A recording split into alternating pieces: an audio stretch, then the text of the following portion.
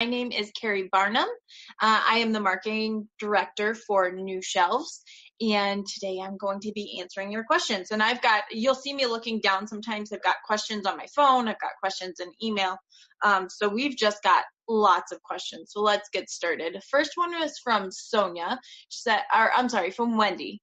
And Wendy would like to put her ebook out with Draft to Digital. It's currently on Amazon. What do you need to be able to do to distribute with Draft to Digital as well as Amazon? Great news. It's not that hard. The one question I do have for you, Wendy, is do you have a ebook ISBN, or did you just take the Mobi, the Kindle ASIN? Either one is fine, but we do need to know for the best way to help you out, because if you do not have an ebook ISBN, we need you to have that. You would have to go get an ISBN for your ebook. You sign up for Draft to Digital and you do distribution. And the only thing is you don't check the Amazon box. That's it. If you already have an ISBN, perfectly fine. You can use it on Amazon as well as Draft to Digital. So you just use it on both. It's really super easy. That's one reason that I really like Draft to Digital, is just the ease of use. So I would recommend you go do that. Let's see. All right, we have some questions from Denise. Hi, Denise. And let's see. All right, it looks like you're maybe in our Real Fast library marketing class. If you would email me, I'd be happy to get that set up for you. My email is Carrie, Keri, @newshelves.com. If you could email me, like I said, I'd be happy to get that set up. I unfortunately won't be able to do that while we're on the webinar today. All right, and Denise wants to know if she's got the right order. Let's see. Okay, so you're talking about the order of publishing. Upload paperback with a Bowker ISBN at KDP. Sounds right. Upload ebook with another Bowker ISBN at KDP. Also sounds correct. Upload hardback with a third ISBN at Ingram Spark. And dust jacket or not. So far, everything sounds right. Dust jacket or not is totally up to you, your preferences and what you like. But yes, you need a ISBN for each version of your book. For paperback, for ebook, for hardcover, and if you have an audiobook, you need another ISBN for that also. You can use the ISBN across the board. You can use the same ISBN at KDP and on Amazon that you use for Bowker, that you use for Ingram Spark. You do not need separate ISBNs to go to Ingram Spark, but you do want to upload your book to KDP first. Weird little glitch, if you go to Ingram Spark first, it just doesn't go through. So all of that sounds right. And so then you're saying you upload your ebook at Ingram Spark. That's totally up to you. When you upload your ebook, you can use Ingram Spark, or we personally really like Draft to Digital. It's DRAFT, the number 2, digital.com. And they distribute your book to Overdrive. They get you into Kobo and Baker and Taylor for ebooks to libraries. The distribution is much more broad, and so we really like them, and that's what I personally would use if it was my book. And that's about it. I mean, it really sounds like you covered everything and you've got everything right there, Denise. But if you have further questions when you email me about getting into your library class, just let me know. Let me know in your email and I'd be happy to help you out. All right, next question is from Sonia. Follow-up question on press releases on favorable book review from earlier Free Advice Friday. My member review will be published on Monday. I prepared a press release like Amy advised. However, I didn't write one when the book Solve the Divorce Dilemma first came out in October. Excuse me, guys, I'm getting another Like I said, I'm getting questions everywhere. All right, so you have a press release going out. Do you do a press release about the book one now before the review press release, or at the same time, or not at all? So I think the question that you have here is a little confusing to me. Are you saying that you already did one press release and you're doing another press release? Like I said, I'm a little confused there, Sonia, on your question about the book. Are you asking if there's a press release about your book coming out and then about the review? Okay, you have done no press releases. Sorry, I'm being super slow today.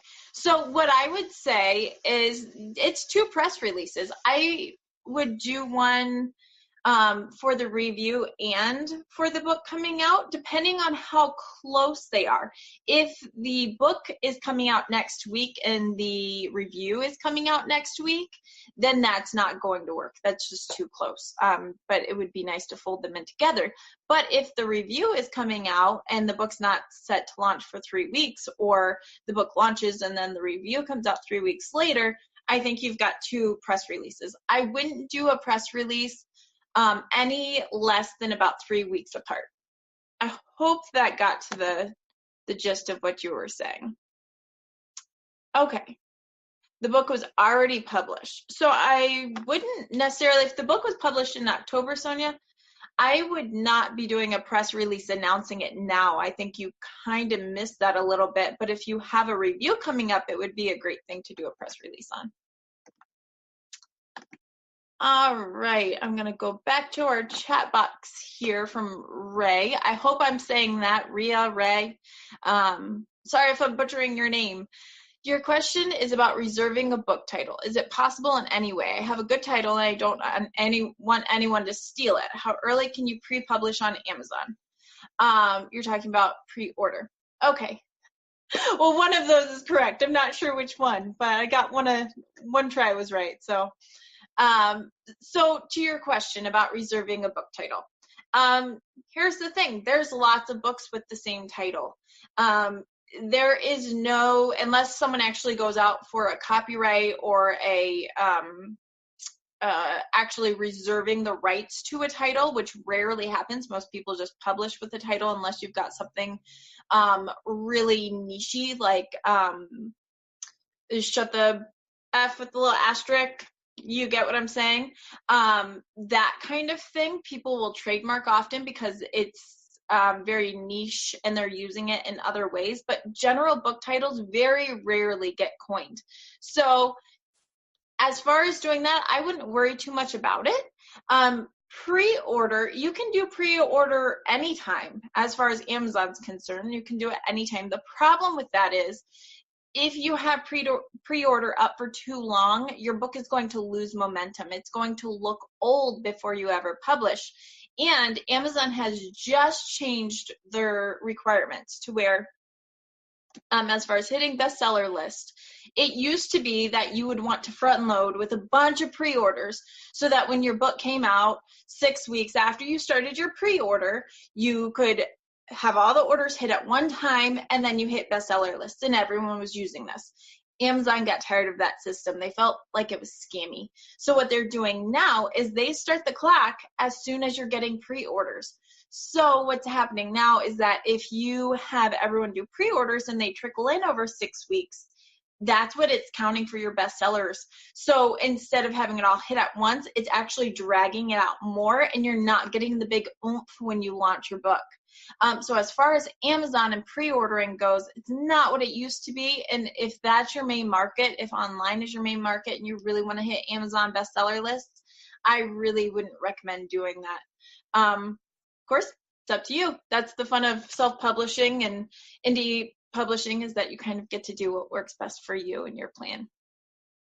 You're welcome. I hope that answered the question, but if not, certainly send me any follow-ups. Okay, Lynn has a question. How do you recommend sustaining momentum and promoting your book? What services do you recommend?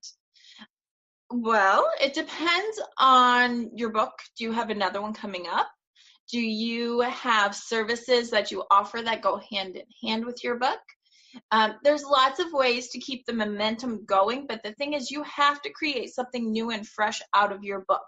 So it can't just be, hey, I released this book a year ago and I've done nothing with it. But if you release the book and since then you have got the book into schools, or you have gotten library signings all across the world, then that's something new and exciting that you can do. But you have to think of new creative ideas to get your name out there. Anything that just sits. It's not exciting. It's not new. You have to have new things to talk about, new things to do for your book to keep it alive. All right, so Lynn's following up saying she's got another one coming up, but she needs to do crowdfunding first to cover the expenses. The next book is a memoir by a friend who passed away from a stroke. I'm sorry to hear about your friend. So it's not related to the first book. Here's the great thing. Even if your second book is not related to your first book, it's still something you as an author can promote. I love second books, especially if it's in a series. It very much boosts the first or the second or the third book as the next one comes out. But regardless, it brings something new because you can say award-winning author of text is now coming out with a new book, and it draws attention to your old book as well as your new book. So there is a way to use both of them to kind of play off of each other. Use that proven success to boost your new book while also using the news of your new book to promote the old book. And definitely, I know, Lynn, for you, making a difference is a big common theme. And with that, I would absolutely say make that your platform, making a difference, and how you're making a difference, not just with children, but with the adults and with the environment and all of that. You've got a great platform there. And Lynn is asking if we offer social media marketing. We don't specifically do just social media. We have a big program that's kind of a platform building, do-it-for-you marketing called Bestseller Builders. And that's kind of where we do everything all in one. We don't offer social media marketing currently as an a la carte, but if you want to find more about Bestseller Builders, you can go to the website, which is bestsellerbuilders.com. I'll put it in the chat box as well for anyone who would like to go there. And that is where we do a lot of our client work. It's got, publishing, consulting, and everything rolled into one, whether you have a book and you really need to market it or you're bringing a book out. Ray, that's actually, it's case by case. We look at it. There's a standard program, but there's a lot of vetting before we get there to make sure that it's a good fit. So definitely go check out that website if you're interested, and we can take a look and see what's going on with you and your books and see if what we're offering would be a good fit for you. You're welcome, Lynn. I hope that helped. All right, and I think I got through all of the live questions here, so I am going to go over to my emails. If you do have a live question, go ahead and type it in. I see you. Go ahead and type it in, and I'll come right back to it. I'm just going to get through some of these questions because I know some of these people emailed these in at least a week ago. So Janice has a question about ebooks. She's got her ebook available at Kobo, Scribe, Tolino, Inkterra, Playster, 24 Symbols. Oh, no, I'm sorry. That was confusing. She's got her book up on Amazon, Barnes & Noble, Ingram Spark, and iBooks.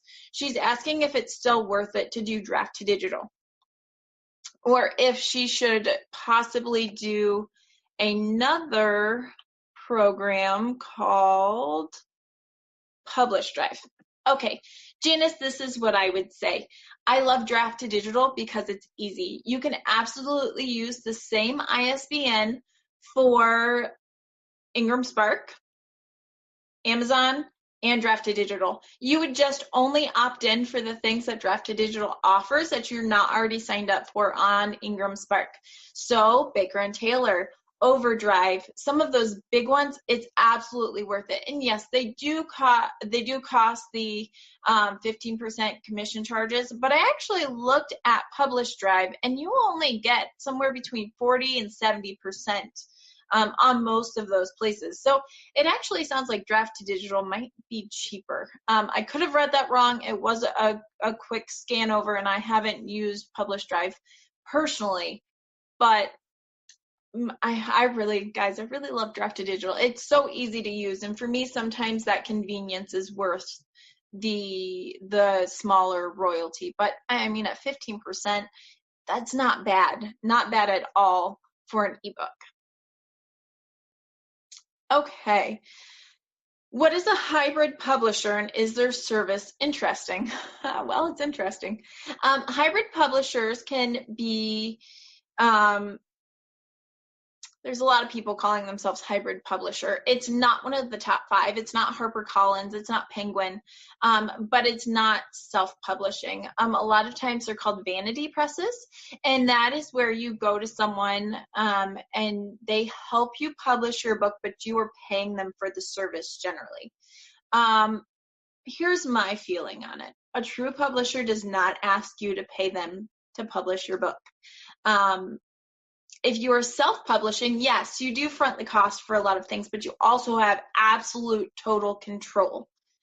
A hybrid publisher or vanity press, when you're paying them to create your book, and they retain control. It's not my favorite deal, guys. I have to be honest. If you are a 79-year-old grandma who has written a story about her life, and you just want to write your book and you want it so your granddaughter can buy it, then maybe doing something like that is worth it, because you don't really care. You're not trying to sell it. You know you're going to pay $5,000 for the right to basically have your book done and printed. Great. I mean, if that works for you, great. But overall, I don't think it's a good deal. I think that if you are not able or willing to go to a publisher and get a deal that going to the self-publishing route is really, I mean, I know it's harder, guys, but it's really the way to go, in my opinion. You retain the rights to everything. So it just depends on your needs. But interesting, absolutely. I would say yes, they're interesting. All right.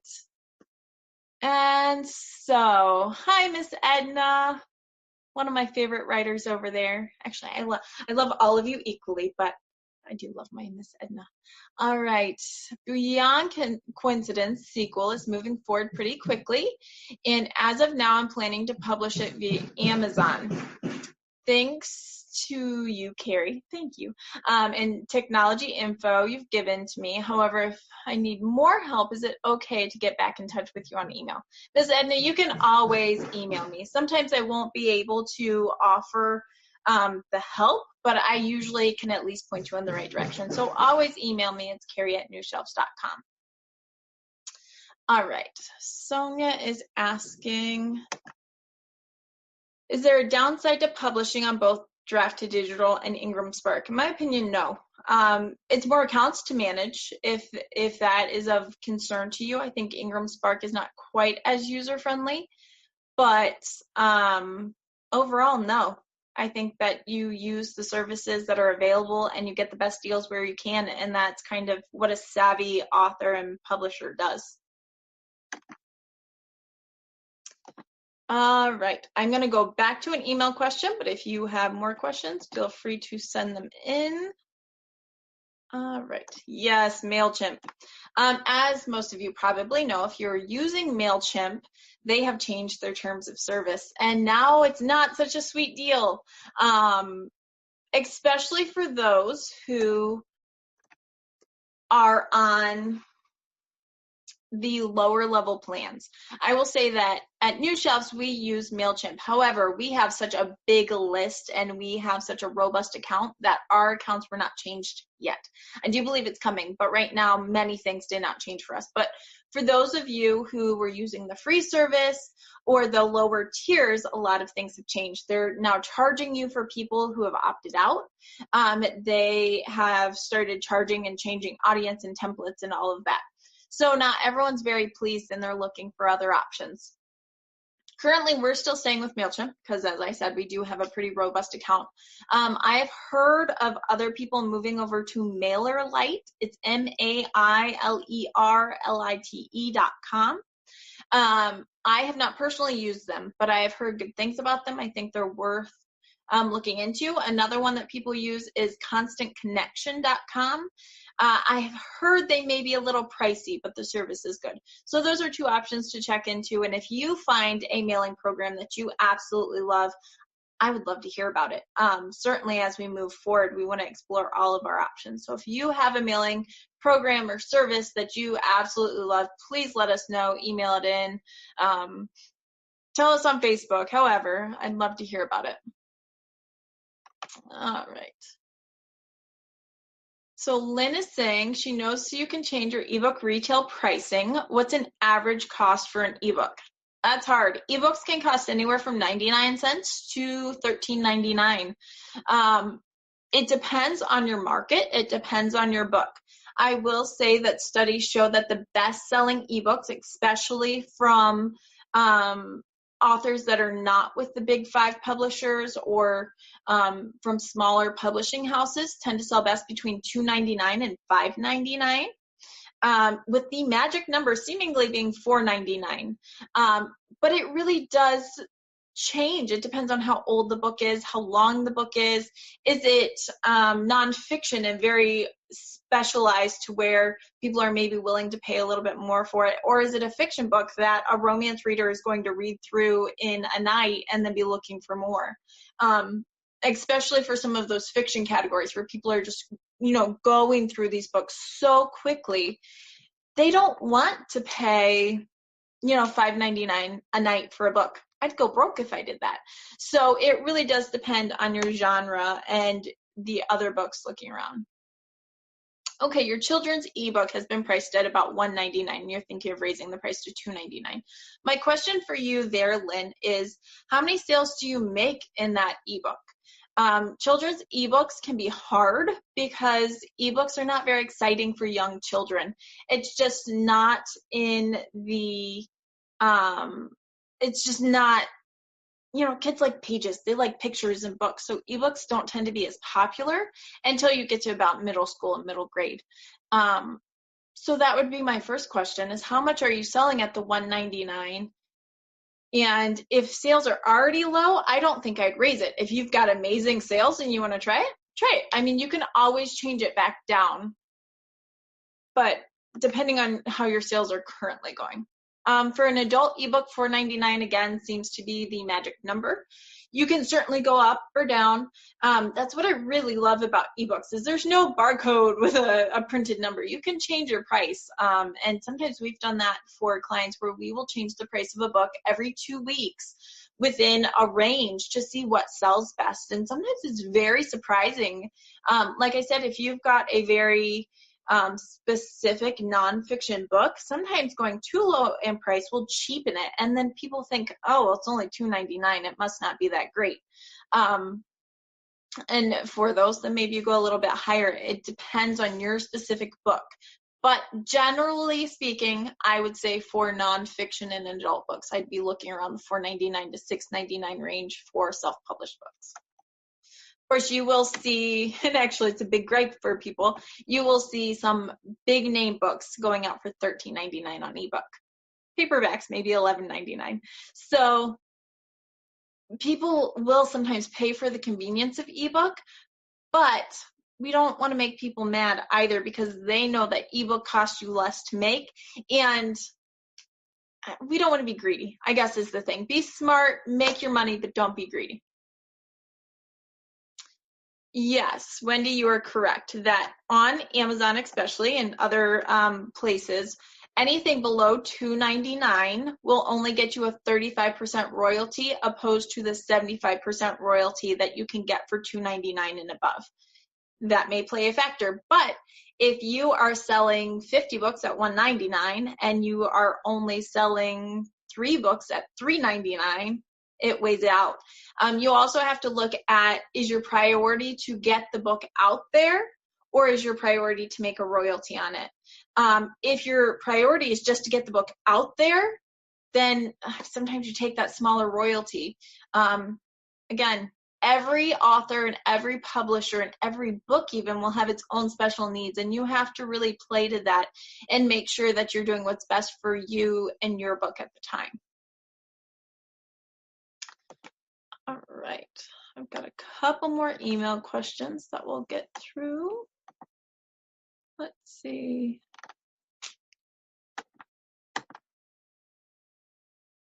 That one I already answered. Sorry guys, I'm going through. I'm actually even getting email questions as we've been doing Free Advice Friday. So I'm gonna go through these really quick. Ooh. All right, how do you have any tips on how to smoothly republish a revised book? I will be changing the title, cover, and adding content. My concern is how to handle and notify the readers that they may have read the book the first time around. And actually, this person is saying that they were sent a cease and desist letter because the title of their book was trademarked, and so they weren't allowed to use it. So it's oddly similar to that question about reserving your book title earlier. So yes, if you are republishing, to call it a revised book, you need at least 40% changes. You can republish regardless, but to call it revised has to have 40% difference in the book from the original. One thing that you will see is on the copyright page, you can put previously published as, and then you put the old title. You would have a new title, obviously you'd have a new cover, but definitely in the copyright page, put previously published as, and it's kind of one of those good manners things to put in your description, especially on places like Amazon at the very bottom, you know, in little asterisks or something, previously published as whatever the first title was. We don't want to trick our readers into buying our book twice. Certainly, if they would like the 40% more content, absolutely. But my recommendation would be to make sure that you put it somewhere in your marketing and somewhere in the actual book, preferably on the copyright page, so that we give people a heads up that it was published before. It's not, I mean, maybe it's new content, but it's not a brand new book. So certainly keep that in mind as you move forward. And we've got a question about hiring a sales assistant. Okay, Robert has a question about, he's in our Real Fast Library Marketing course. Welcome to the course, it's fun. And he's asking about eventually wanting a sales assistant and how to work with and train someone who's not already skilled in the library market to working for them. Well, I've got two things for that. If you're in our library marketing system, I would absolutely say have them watch the videos. I will actually say that's part of when I started working with the library market with Amy. That's the first thing she had me do. She said, watch these videos, ask me questions, and then we'll move from there. So if you have access to the videos, if you have access to the Real Fast Library Marketing or book marketing course, absolutely. Have them watch it. Another thing that you can do and that we often do for our clients is that we write a pitch. You basically have a generalized pitch of something that you send to library contacts. And it's got the basics. Hi, my name is Joe. I am emailing you about my brand new book, How to Save People with a Smile. And it's really exciting. I'd love for you to consider it. I'm attaching a PDF of my marketing sheet. And of course, you all know that you're going to have a PDF one sheet that has your ISBN, your price, your BISAC codes, all the good stuff that librarians want to know. So you can have it that way, but you can also have a very basic phone manuscript. You're going to call, you're going to ask for the acquisitions librarian. You will tell them about the book and you will ask if they'd be interested in more information. It's not hard. A lot of people, if they're good on the phone, will be good. I mean, you're chatting. You're just chatting with people and asking them about the book. So if they're good on the phone, they'll probably be good with that. It may be awkward at first. Let's be honest. If you are not used to or you're not comfortable on the phone chatting with people and basically making a sales call, it may be a little awkward. It's okay. Just have the information there and talk through it. Email is actually becoming one of the preferred ways to get in contact with a lot of librarians because they don't have the time to sit on the phone for a half hour. You try it out and see what works for you, but you can certainly have things in place for an assistant that even if it's a high school kid that has no clue what they're doing, don't care about your book, don't care about library marketing sales, they can send an email. And then if there are specialized questions coming back, you can answer them. But I absolutely think that you can train just about anyone who wants to learn or who is willing to learn to help market your book for you. Hope that helps. We've got another question in. All right, this is going back to doing another edition of a book. And Lynn's asking, is there another category such as updated revised edition? Absolutely. You cannot call it revised unless it's got 40% new content. You can call it updated. You can say updated second edition. You can call it updated revised. You can add in pretty much any bit that you want to, as long as it's true. I mean, as far as your marketing and what you're saying, as long as it's true, you can call it whatever you want. You can say brand new, updated, and revised. It's a brand new book, it's updated, and it's got revised content. It's really up to you. Just make sure you're being truthful. Make sure that you're being honest with your consumer because you want to build that trust, especially if you're doing a nonfiction book or you have services that go along with your book. You really want to be careful about that and building trust with your customer and your end base. All right, I was thinking of doing 2 versions of my book. It's a book about writing. One version would be for mass market readers and the other for companies. How do I handle this best? I want to use the same title but add a for audience distinction. Well, then essentially you are indeed writing 2 books, 2 ISBNs, 2 manuscripts.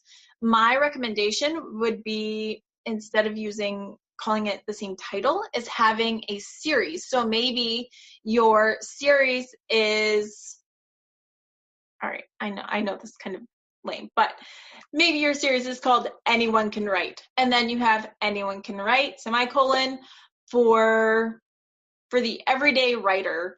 Then you have another one that says Anyone Can Write, the company edition or whatever. You can have a series that uses the same basic title and break out that way.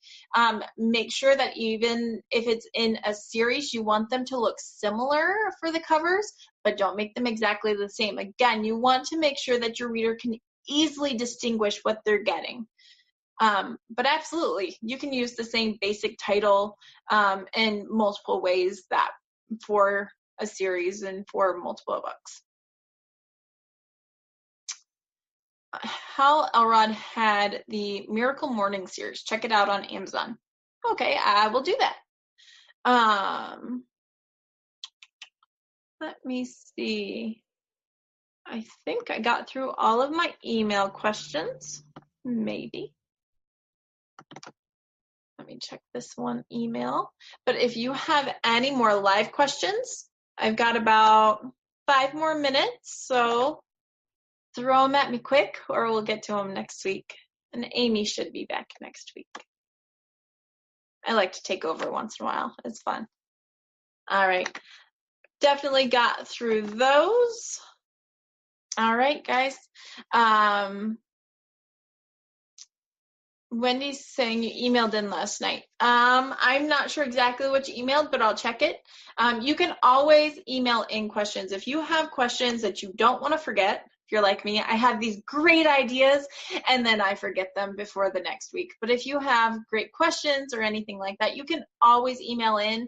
The best email for that is info@newshelves.com. Or, of course, you can join us live, and we love to see people on. Thank you, Lynn. It's always fun to work with you guys. So let us know if you've got questions. Otherwise, Amy will be back next week, and we look forward to talking to you then. Bye. Have a good weekend.